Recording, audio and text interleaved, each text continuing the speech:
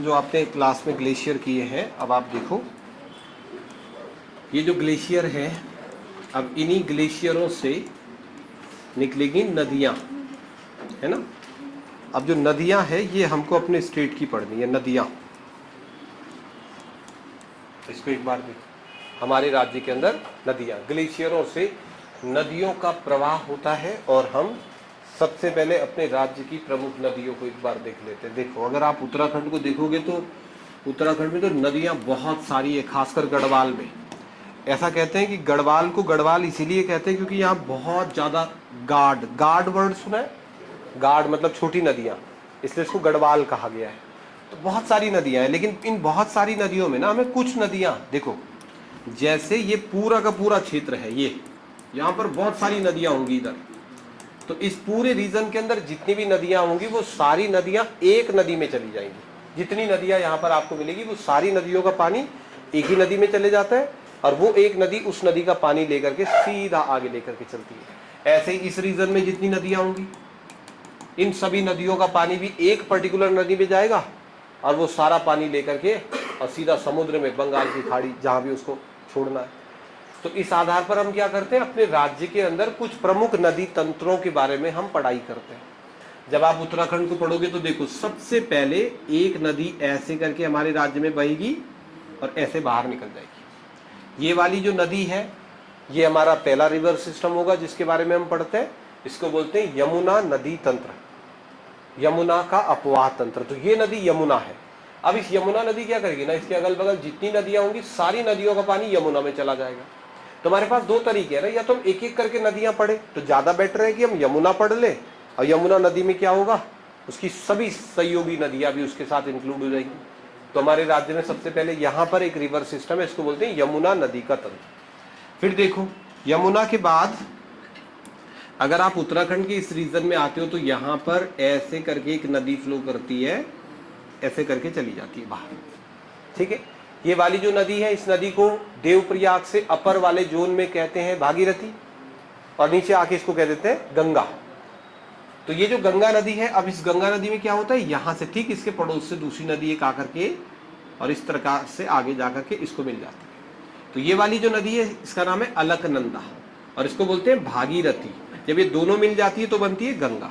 तो ये हमारा दूसरा रिवर सिस्टम है जिसमें हम भागीरथी अलकनंदा का संयुक्त अपवाह तंत्र ड्रेनेज सिस्टम पढ़ते हैं, या फिर गंगा रिवर सिस्टम के बारे में पढ़ते हैं। फिर अगर आप कुमाऊं की तरफ जाओगे तो कुमाऊं की तरफ ये देखो, ये जो साइड में ये पूरा आपको लाइन दिखता है, ये बेसिकली एक नदी ही है, और पूरे कुमाऊं की जितनी नदियां होंगी वो सब इसी में आएंगी। तो ये हमारा तीसरा नदी तंत्र होता है, इसको बोलते हैं काली नदी तंत्र। तो अगर हम उत्तराखंड में रिवर्स देखें, नदियां देखें, तो हमारे राज्य में उत्तराखंड में आपको तीन प्रमुख नदी तंत्र देखने को मिलेंगे, और ये तीनों नदियां जो है ये हिमालयन रिवर है। मतलब ये नदियां हिमालय से निकलती हैं, और हिमालय से निकलने की वजह से इन नदियों में साल भर पानी रहता है। तो तीन रिवर सिस्टम तो हमें ये पढ़ने हैं। उसके बाद हम नीचे वाले जोन में आएंगे और यहाँ की नदियों के बारे में पढ़ेंगे। देखो, कुछ नदियाँ ऐसी भी तो है जो हिमालय से नहीं निकलती है, यहीं से निकल जाती है। जैसे देहरादून में रिस्पना नदी है, सोंग नदी है, तो ये थोड़ी ही हिमालय से निकलती है। तो इन नदियों को बोलते हैं शिवालिक नदियाँ। तो कुल मिला के इस चैप्टर के अंदर हमें चार प्रकार के रिवर सिस्टम पढ़ने, यमुना का रिवर सिस्टम, भागीरथी अलकनंदा का रिवर सिस्टम, काली का रिवर सिस्टम, और पढ़ेंगे शिवालिक नदियां, शिवालिक नदियों का तंत्र, ठीक है। एक एक करके मैंने इसलिए यहाँ ग्राफ पे बना दिया क्योंकि हम जब इसको बोर्ड पर बनाएंगे तो ऐसे नहीं बनाते, कुछ दूसरे तरीके से बनाते, इसलिए आप देख लो।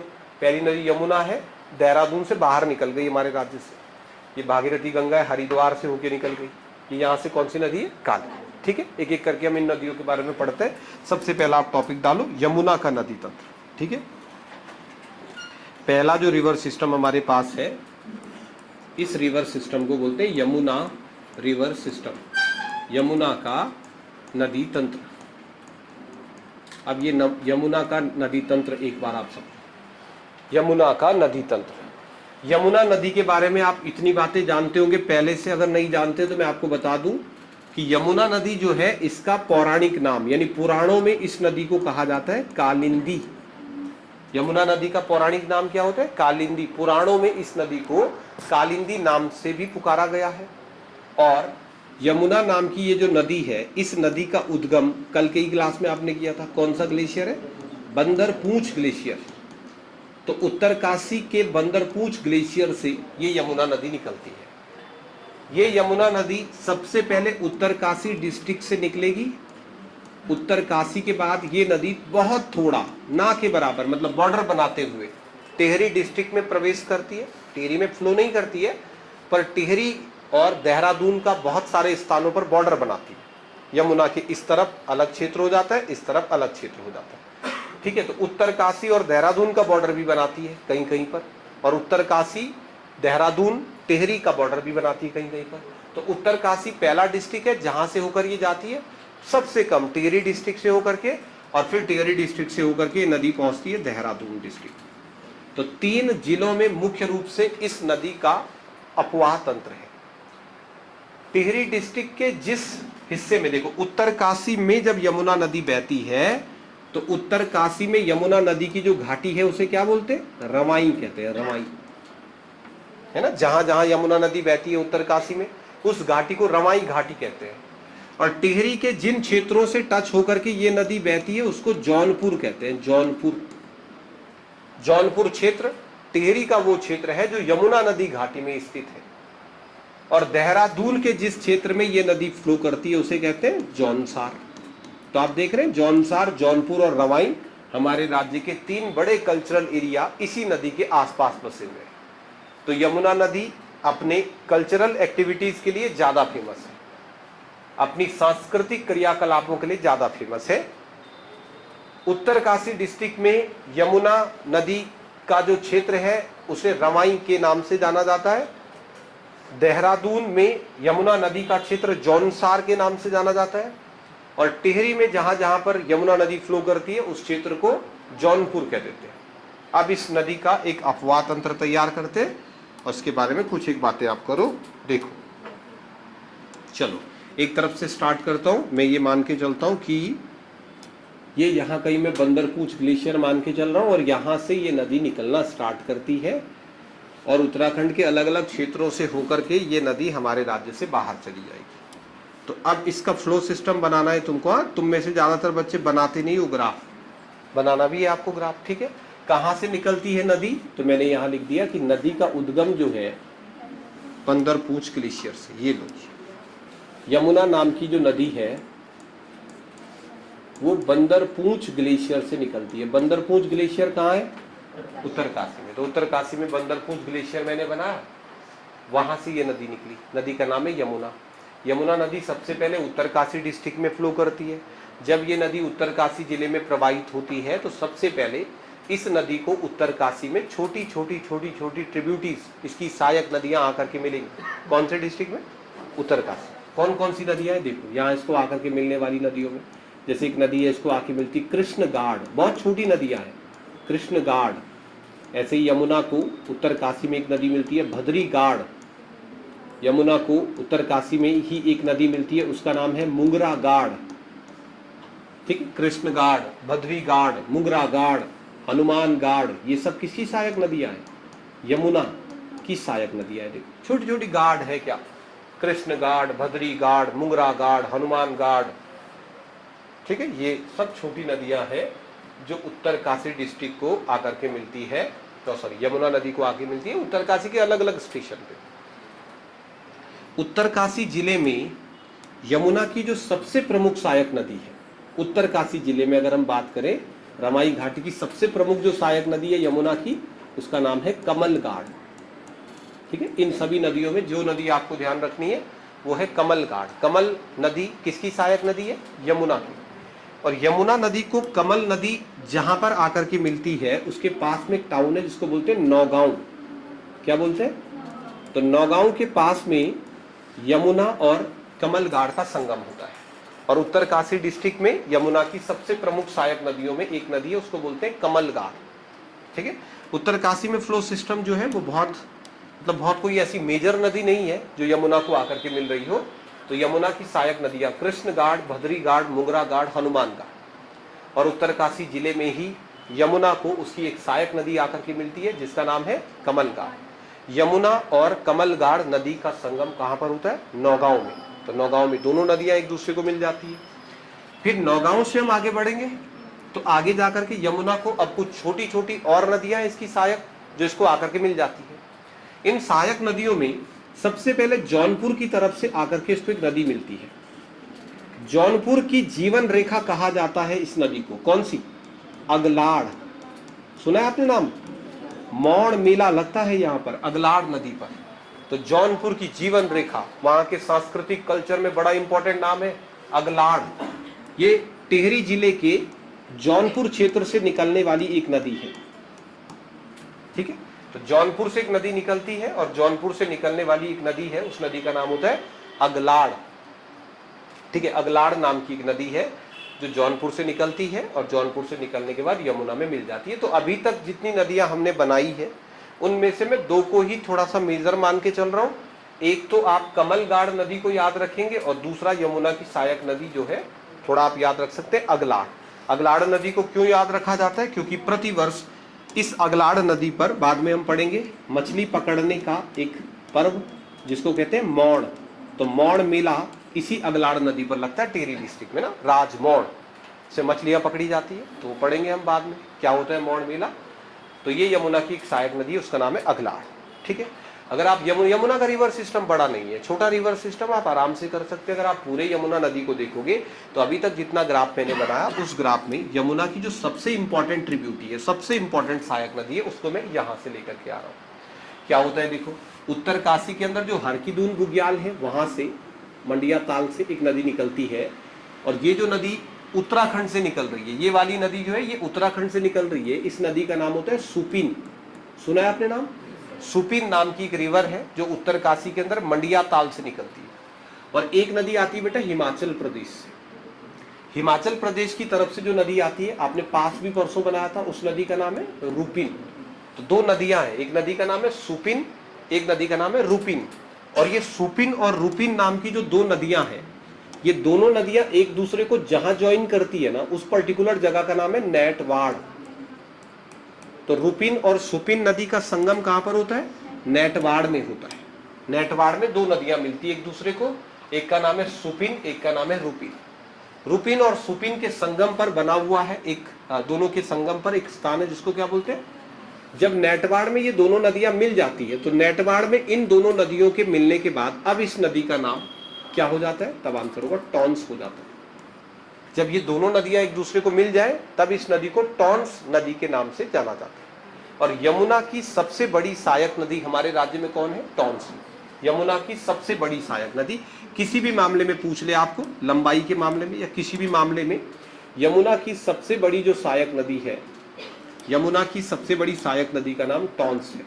और टॉन्स नदी किन दो नदियों से मिलकर के बनी है? रूपिन और सुपिन नाम की दोनों नदियों के संग मिलने से टॉन्स नदी का निर्माण हुआ। तो कभी कभी आपको परीक्षा में ये प्रश्न भी पूछ लेता है कि टॉन्स की सहायक नदियों का नाम बताओ। तो टॉन्स की सहायक नदी कौन सी होगी? रूपिन और सुपिन। रूपिन और सुपिन ये टॉन्स की सहायक नदियां हैं। कहां से निकलती है दोनों नदियां? तो सर सुपिन नाम की जो नदी है ये निकलती है मंडिया ताल, उत्तर काशी से। उत्तर काशी के मंडिया ताल से निकलती है सुपिन रिवर और हिमाचल प्रदेश के डोडरा क्वार से निकलती है रूपिन नदी। डोडरा क्वार हिमाचल प्रदेश से नदी निकलती है, इसका नाम है रूपिन। तो एक तरफ से नदी आई रूपिन, एक तरफ से नदी आई सुपिन। रूपिन और सुपिन का संगम कहां पर होता है? नेटवाड़। नेटवाड़ कहां पर है? कौन से जिले में है नेटवाड़? उत्तर काशी। ये उत्तर काशी में है नेटवाड़। बाद में हम नेटवाड़ के बारे में पढ़ेंगे। नेटवाड़ कल्चरली, सांस्कृतिक रूप से एक महत्वपूर्ण क्षेत्र है। शमसु देवता का मंदिर, कौरवों की पूजा का क्षेत्र, साटीपासी क्षेत्र, ये सब आर्ट एंड कल्चर में आपको पढ़ना होगा। नेटवाड़ से अच्छे प्रश्न बन जाते हैं, परीक्षाओं में प्रश्न पूछे जाते हैं। ऐसा प्रश्न पूछा गया, यूके ट्रिपल एससी वालों ने पूछा कि राज्य में दुर्योधन का मंदिर या दुर्योधन का पूजित क्षेत्र कौन सा था? तो उसे कहते हैं नेटवाड़। उसकी पूरी कहानी क्या है, क्या मान्यताएं हैं, आगे की क्लासों में हम डिस्कस करेंगे उसके बारे में। ठीक है, तो नेटवाड़ में संगम होता है दो नदियों का। कौन सी दो नदियां मिलती है? रूपिन और सुपिन। इन दोनों का संगम नेटवाड़ में होता है। आपको पेपर में प्रश्न आए कि जो टॉन्स नदी है वो टॉन्स नदी किसकी सहायक नदी है? यमुना की। अब टॉन्स और यमुना एक दूसरे को कहां पर मिलती है? टॉन्स नदी और यमुना नदी का संगम कहां होता है बताओ तो? कहाँ होता है? अब आपके पेपरों में लिखा होता है कि कालसी में होता है, तो आप ज्यादा रिस्क तो ना लें, पर वास्तविकता ये है कि कालसी में जो है यमुना को जो नदी मिलती है उसका नाम तो अमलाव गाड़ है, अमलाव नदी या अमलाव गाड़, ठीक है। तो इसका मतलब जो टॉन्स नदी है वो कालसी से थोड़ा आगे जाकर, लेकिन कालसी से थोड़ा आगे जाकर के जहां टॉन्स मिल रही है यमुना को, उस जगह का कोई पर्टिकुलर नाम तो है नहीं, उस जगह का नाम तो है नहीं, इसलिए हम ये मान लेते हैं, ये कह देते हैं कि कालसी में ही टॉन्स और यमुना का संगम होता है। अब यहाँ कालसी से मतलब ये है, जैसे मान लो ये करणपुर है और आप यहाँ से 1.5 किलोमीटर आगे जाकर के कोई नदी मिल रही है, तो यही कहेंगे ना करणपुर। आप तो पूरे को करणपुर ही कह देते हैं, पूरा ये एरिया करणपुर ही तो कहलाता है। आप इधर भी जाओ तो करणपुर कह दोगे, करणपुर ऐसा ही होगा, है ना। तो कालसी के पास में, तो कभी पेपर में अगर संगम टिक करने को आ जाए तो आप टिक क्या मारेंगे? कालसी। तो ये सबसे बड़ी, जबकि वास्तव में कालसी में जो नदी यमुना में मिलती है उसका नाम अमलाव गाड़ है। बाद में इस पे भी मौड़ मेला आयोजित करते हैं, बौद्धि का मौड़, बाद में पढ़ेंगे उसको। तो ऊपर देखो छोटी नदियां है, कृष्ण गाड़, भद्री गाड़, मुंगरा गाड़, हनुमान गाड़। मेन नदी कौन सी है? कमल गाड़। यहाँ से एक नदी आती है अगलाड़। अगलाड़ कहाँ की नदी है? जौनपुर की। और किसकी सहायक है? यमुना की। यमुना की सबसे बड़ी सहायक। टॉन्स का निर्माण 2 नदियों से हो रहा है, रूपीन और सुपीन। टॉन्स नदी प्रवाहित होती है। इसके बारे में मैं कुछ बातें करना चाह रहा हूँ। ये जो टॉन्स नदी है, टॉन्स नदी बहुत सारे मामलों में फेमस है। किस किस मामले में? देखो, ये जो टॉन्स नदी है, इस टॉन्स नदी का पौराणिक नाम है तमसा। और तमस मतलब क्या होता है? अंधकार, अंधेरा। पुराणों में इसे एक अपवित्र नदी बताया गया है। पुराणों में टॉन्स नदी जो है इसे एक अपवित्र नदी कहा गया है, ठीक है। तमसा इसका पौराणिक नाम है, पुराणों में इसके लिए तमसा वर्ड यूज किया गया है और इसको एक अपवित्र नदी माना जाता है। अब ये जो टॉन्स नदी है, ये जो टॉन्स नदी है ना, इस टॉन्स नदी की अगली विशेषता क्या है कि ये टॉन्स नदी ना बहुत तीव्र प्रवाह की नदी है। टॉन्स में बह जाएंगे ना, अगर नहाने जाएंगे, चांसेस बहुत कम है कि आप बच जाओगे। बहुत तेज फ्लो है, वी प्रकार की घाटी है, बहुत तेजी से बहती है नदी। तो ये एक तीव्र प्रवाह की नदी है, बहुत तेजी से फ्लो करती है। टॉन्स एक तीव्र प्रवाह की नदी है। टॉन्स नदी एक तीव्र प्रवाह की नदी है, इस बात का प्रमाण उसकी कुछ सहायक नदियां भी है। देखो, जो टॉन्स नदी है ना, वो बहुत तेज प्रवाह से बहती है, उसका प्रमाण हमें कुछ और बातों से भी मिलेगा। कैसे? जैसे टॉन्स की सहायक नदियां, एक का नाम है खूनी गाड़। कैसी गाड़? खून कर देगी ये। खूनी गाड़ मतलब क्या है कि जाओ तो खून कर देगी। तो इसकी जो सहायक नदियां हैं वो नाम से ही आपको ये क्लियर कर देगी कि भैया मजाक नहीं चलेगा इस नदी में। दाड़िम गाड़, दाड़िम मतलब दहाड़ने वाली, खूनी मतलब जो खून कर देगी।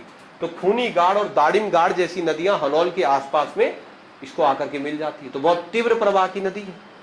उत्तराखंड में सबसे तेज प्रवाह की नहीं है, ऐसा नहीं कि उत्तराखंड में सबसे तेज यही नदी बहती है, लेकिन तीव्र प्रवाह है, इसका फ्लो जो है वो तेज है।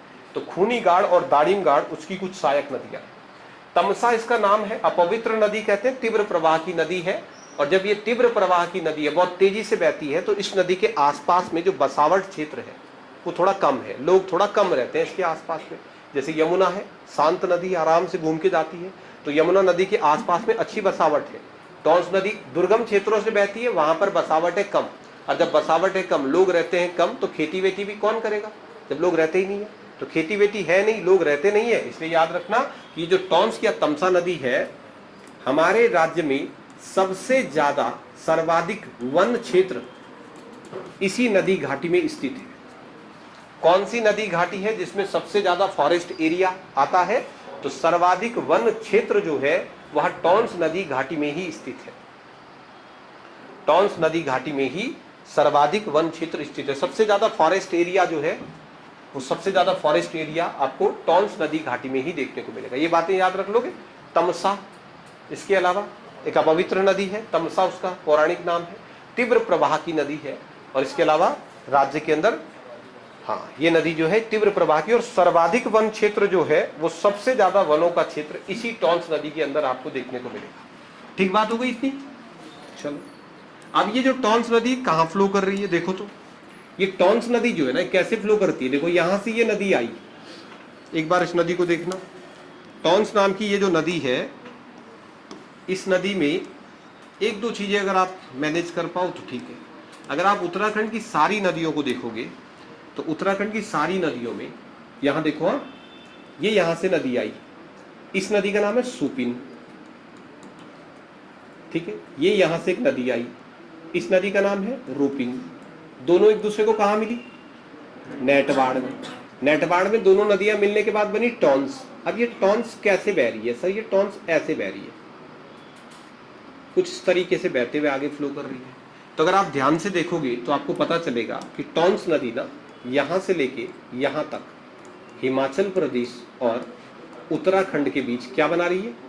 बॉर्डर बना रही है। तो हिमाचल प्रदेश और उत्तराखंड के बीच ये बॉर्डर बना रही है।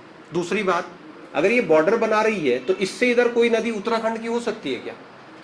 अगर ये बॉर्डर है तो इससे इधर कोई नदी होगी तो वो उत्तराखंड की नहीं होगी ना, हिमाचल की होगी। अगर आप देखोगे अगर कोई नदी इससे इधर है तो इससे इधर तो आप देखो सब हिमाचल में चली जाएगी। यहाँ भी बह रही होगी तो वो भी इधर की तो नहीं मानी जाएगी। इसका मतलब दो बातें मैं और लिखना चाह रहा हूँ इस नदी पर कि ये जो टॉन्स नदी है, एक बात तो ये कि ये कुछ क्षेत्रों में हिमाचल प्रदेश और उत्तराखंड के बीच बॉर्डर बनाती है। कुछ क्षेत्र ऐसे हैं जहां पर ये यमुना नदी उत्तरकाशी या फिर उत्तराखंड और हिमाचल प्रदेश के बीच बॉर्डर बनाती है।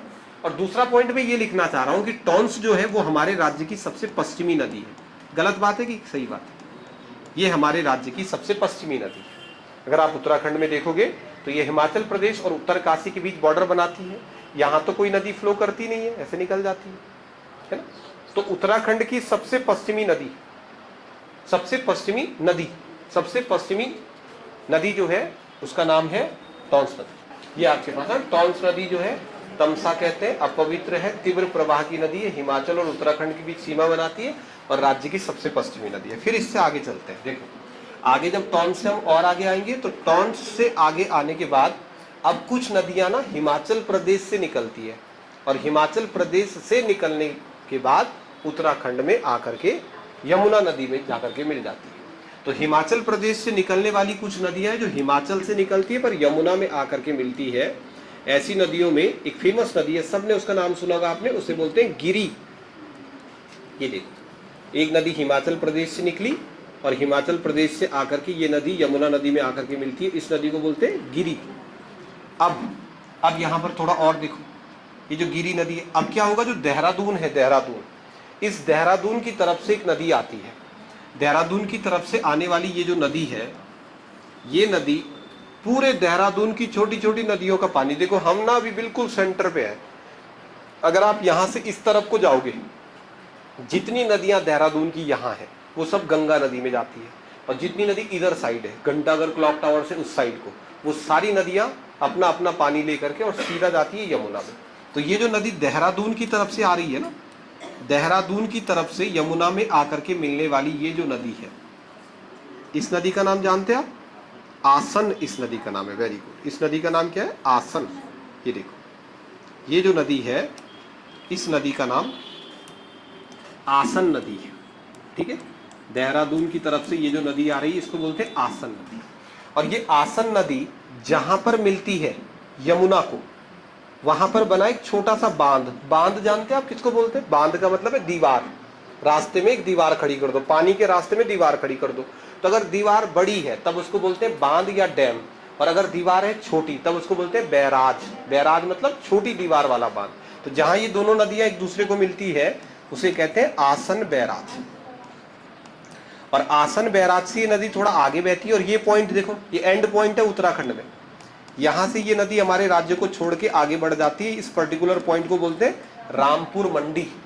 तो रामपुर मंडी से ये नदी उत्तराखंड को छोड़कर और फिर हरियाणा दिल्ली होते हुए उत्तर प्रदेश इलाहाबाद में गंगा नदी को आकर के वापस मिल जाती है। तो अगर हम उत्तराखंड में देखें मुख्यतया, तो उत्तराखंड में यमुना की सहायक नदियों में कोई बड़ा नाम नहीं है अगर आप टॉन्स को छोड़ दो, है ना।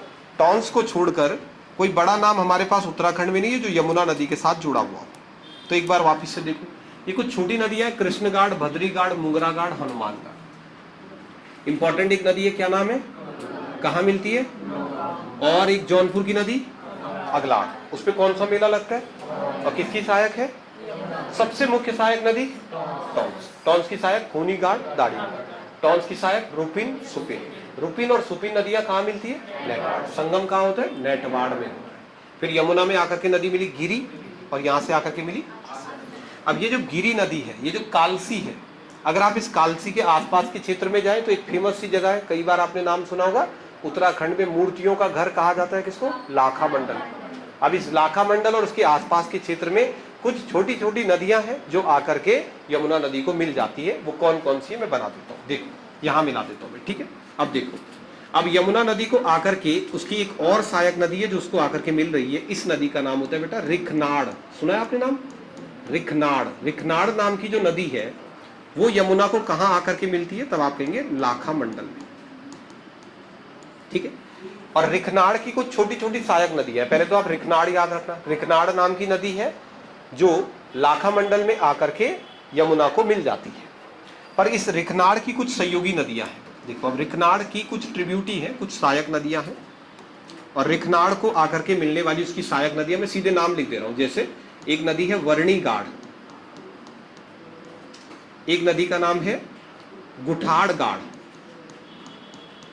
गुठाड़गाड़, एक नदी का नाम है गंगाणगाड़, ठीक है। वर्णीगाड़, गुठाड़गाड़, गंगाणगाड़, ये कुछ छोटी छोटी गाड़ है और इन सब नदियों का पानी जाएगा मेजर रिवर में, मेन नदी में। कौन सी नदी? रिखनाड़। और रिखनाड़ नदी इन सब नदियों का पानी लेकर के और कहां डिपॉजिट कर देगी? लाखा मंडल, ठीक है। तो यमुना की सहायक नदियों में देखो इंपॉर्टेंट कमलगाड़, कमल नदी। कमल नदी के आसपास के क्षेत्र में होता है कौन सा चावल? लाल चावल, रेड राइस, लाल चावल की घाटी। कहां पर होता है लाल चावल? हाँ, उधर उत्तरकाशी में, रवाई घाटी में लाल चावल। एक हमारा विद्यार्थी था, पता नहीं क्या नाम उसका, मैं नाम ही भूल गया। एक बच्चा आकर के पढ़ता था उधर यहाँ पे पहले, और मुझे ये पता चला कि वहाँ पे लाल चावल होते हैं। तो वो एक बार एक कट्टा भर के ले आया लाल चावल का, खूब बड़ा सा कट्टा, लगभग 40 किलो या 50 किलो चावल रहे होंगे उसमें। और उसने आकर के मुझे दे दिए वो लाल कलर के चावल। तो मैंने कहा भाई तूने थोड़ी खेती करी है ना, तू तो यहाँ पढ़ाई करता है, तो इसके पैसे कितने हुए ये बताओ। उसने कहा अरे नहीं गुरुजी पागल हो क्या, आप तो सर हो, ये हमारी तरफ से गुरु दक्षिणा। तो मैंने कहा जब जॉब लग जाएगी ना तेरी, खुद खेती करेगा, ये तो मम्मी पापा ने मेहनत करके। तो माना ही नहीं, बिल्कुल नहीं माना। जब मैंने बहुत ज्यादा जोर दिया तो उसने कहा चलो ठीक है सर, अगर आप देना ही चाह रहे हो तो दे दूं। तो मैंने कहा कितने? तो उसने कहा 250 रुपए का 1 किलो है बोलिए। बेटा गड़बड़ी हो गया था ना। अतः क्या करना था फिर? सीधा गुणा किया, भाई ने कैलकुलेटर लेके आया था, 250 गुणा 40, लाओ गुरुजी। तो मेरे बोलने का मतलब यहाँ पर ये कि जो रेड राइस है, लाल कलर का चावल है ना, ये विश्व विख्यात है। उत्तरकाशी इसके लिए जाना जाता है। बहुत कम स्थानों पर ही लाल चावल होता है। कमल नदी की घाटी में खूब लाल चावल आपको मिलेगा। इसके अलावा अगलाड़ नदी क्यों फेमस है? मौड़ मेला लगता है उस पर। फिर रिखनाड़ तो फेमस है ही क्योंकि उसके बगल में क्या है? लाखा मंडल। जब भी खुदाई होगी लाखा मंडल में कुछ ना कुछ मिलेगा।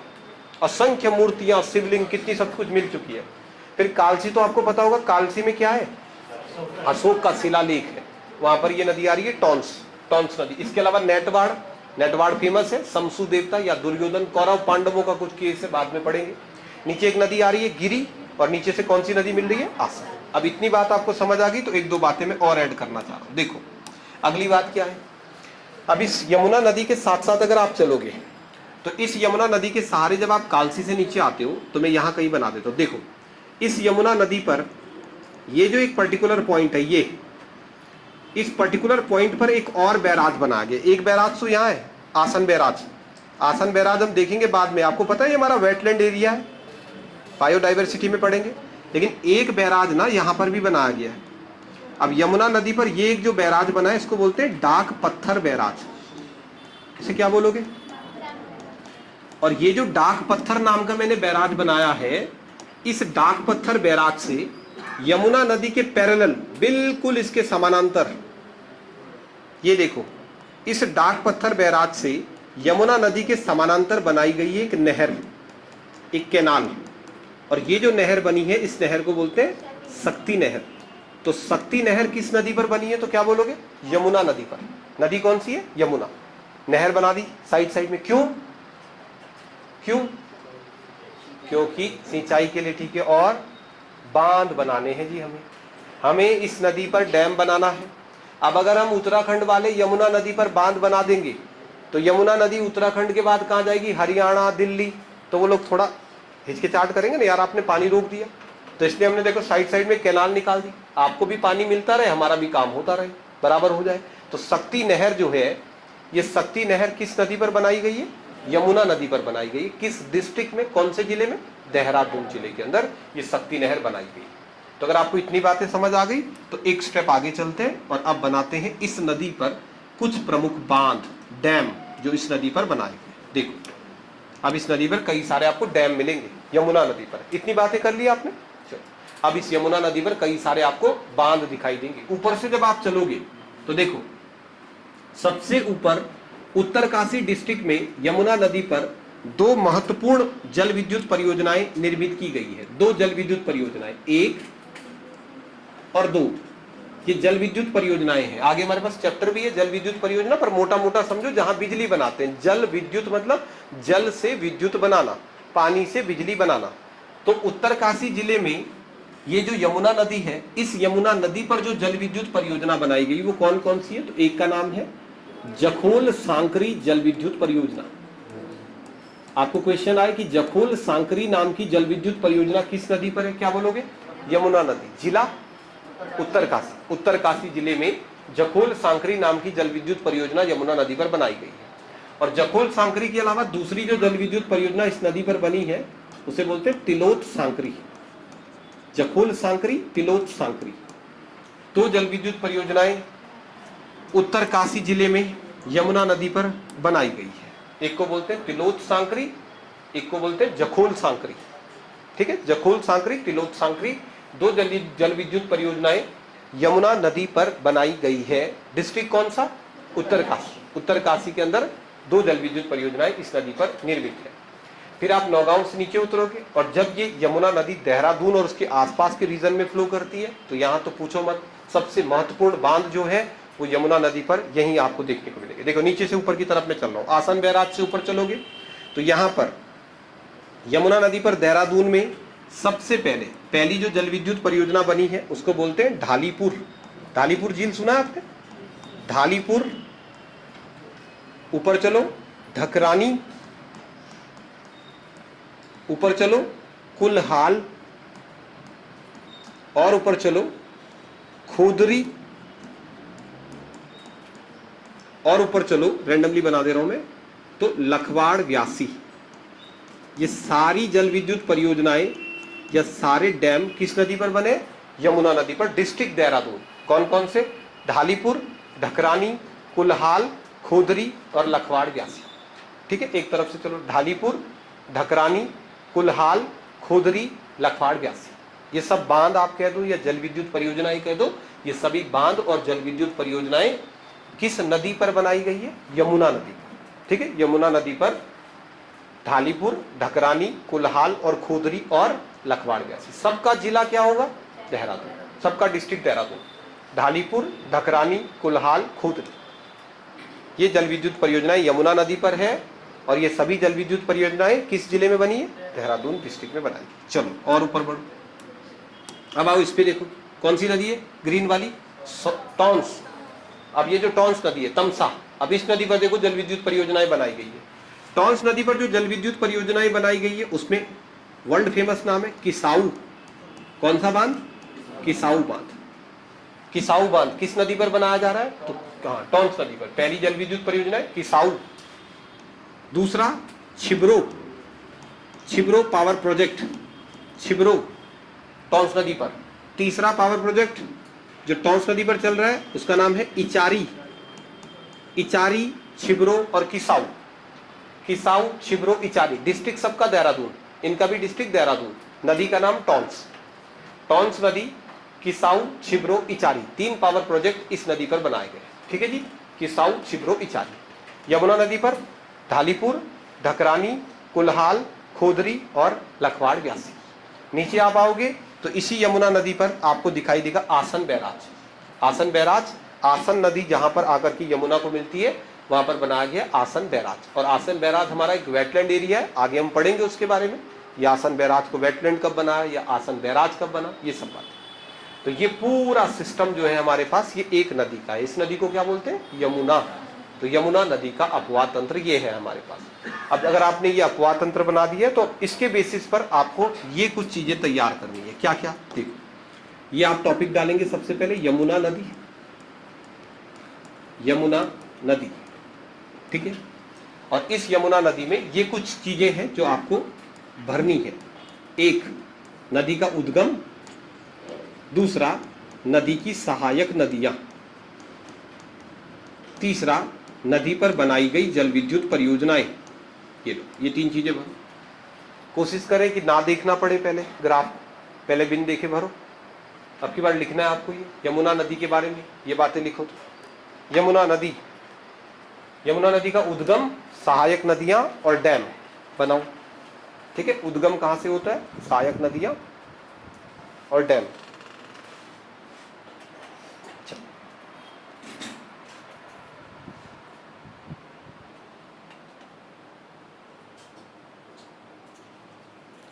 इसको और कम कर दो।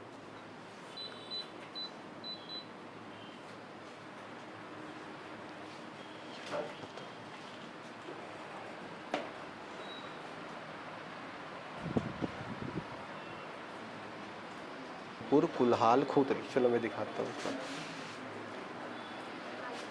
चलो बनाया आपने। देखो नदी का उद्गम कहां से होता है? बंदरपूंछ। तो बंदरपूंछ ग्लेशियर से नदी निकलती है। अब इसकी सहायक नदियां कौन कौन सी है? तो वो सब गाढ़, कृष्ण गाढ़, ये गाढ़, वो गाढ़ है ना, उनको तो सब आपने लिख दिया होगा।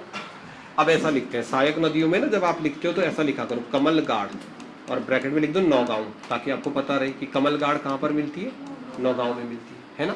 जैसे आपने लिख दिया टॉन्स, कहाँ मिलती है जी? कालसी में मिलती है। और बाकी नदियाँ जिनका उद्गम फिक्स नहीं है, तो गिरी, आसन, ये सब नदियाँ मिलती है। फिर अपने डैम बनाए, तो डैम देखो इस पे कौन कौन से बनाए गए? ढालीपुर, ढकरानी, कुल्हाल, खोदरी, लखवाड़, ब्यासी, ये सब यमुना के बांध है। और ये चारी, छिबरो, खिसाऊ, ये किसके बांध है? हाँ। अब एक क्वेश्चन और आगे बढ़ाओ। अब 2 क्वेश्चन और बनते हैं आपके पास जब आप यमुना का रिवर सिस्टम कर रहे हैं। पहला क्वेश्चन कि आपसे पूछ लेगा कि ये जो यमुना नदी है, इस यमुना नदी की एक चाहिए आपको लंबाई, लेंथ। जानते हैं आप कितनी है यमुना नदी की लंबाई? हमारे राज्य में उत्तराखंड में यमुना नदी की लंबाई 136 किलोमीटर है। ठीक है, और यमुना की सहायक नदी बनाई है आपने, कौन? टॉन्स। पर आपको पता है इसकी लंबाई कितनी है? 148 किलोमीटर। इसका मतलब भले ही टॉन्स यमुना की सहायक है, पर उसकी लेंथ ना यमुना से ज्यादा है। ठीक है, 148 किलोमीटर। ठीक है, 148 किलोमीटर जो है वो यमुना नदी की लंबाई है, और टॉन्स नदी की लंबाई 148, यमुना की 136। एक और क्वेश्चन है जो आपको कई बार पेपर में परेशान करेगा, आजकल की परीक्षाओं में पूछा जाने लगा है। ये आपको पूछेंगे, ये तो मैंने रैंडमली अपने हिसाब से बना दिया है वैसे ये नदी, पर फिर भी कोशिश करिए इस नदी में।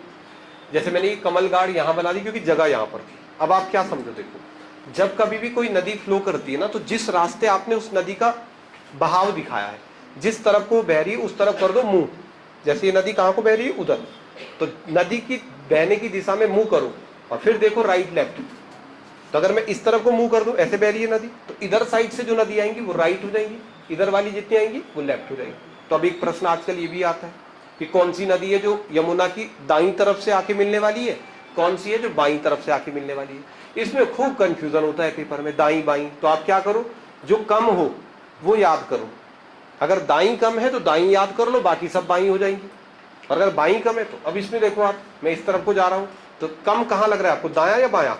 दायां। दाईं साइड से देखो नदी कितनी आ रही है, ये भी मैंने गलत बना रखी है, मतलब जगह नहीं थी तो इधर बना देते। बाकी देखो दाईं तरफ से कौन सी नदी आ रही है, और ये कौन सी नदी है? टॉन्स। तो कौन सी दिशा से आ रही, दाईं या बाईं? दाईं। कैसे कि इधर को करना है ना मुंह, तो ऊपर से जो आएंगी वो दाईं हो जाएगी। तो दाईं तरफ से आने वाली नदी कौन सी है? और बस इतना ही याद रखो, बाकी सब बाईं। बाकी कोई भी नदी आएगी तो यमुना की कौन सी सहायक होगी? बाईं होगी। तो आप सिर्फ दाईं याद रख लो, यमुना की दाईं सहायक नदी, दाईं तरफ से उसमें आकर के मिलने वाली उसकी सहायक नदियां, एक टॉन्स और दूसरा गिरी। टॉन्स और गिरी ये वो 2 नदियां हैं जो यमुना को दाईं तरफ से आकर के मिलती है। इसके अलावा जितनी भी नदियां हैं, हनुमान गाड़, भद्री गाड़, ये गाड़, वो सब यमुना की कौन सी सहायक हो गई? बाईं तरफ की सहायक नदियां हो गई। देखो रिखनाड़, कृष्ण गाड़, भद्री गाड़, मुंगरा गाड़, हनुमान गाड़, सारी। आसन, आसन भी कौन सी सहायक नदी होगी? बाईं। तो हर नदी में आप यही करना, जो कम हो, दाईं कम हो तो दाईं याद कर लो, बाईं कम हो तो बाईं याद कर लो। तो उत्तराखंड राज्य के अंदर यमुना नदी के बारे में, इसकी दाईं सहायक नदियां टॉन्स और गिरी है, लंबाई इसकी 136 किलोमीटर है हमारे राज्य में, और जबकि इसकी सहायक नदी है टॉन्स, उसकी लंबाई 148 किलोमीटर। ठीक है, कर लोगे? तो आज आप इसको प्रैक्टिस बनाओ, इसकी जल विद्युत परियोजनाएं बनाओ, फिर कल हम गंगा, जिसको भागीरथी और अलकनंदा वाला रिवर सिस्टम है, कल उसको बनाओ। ठीक है, चलो।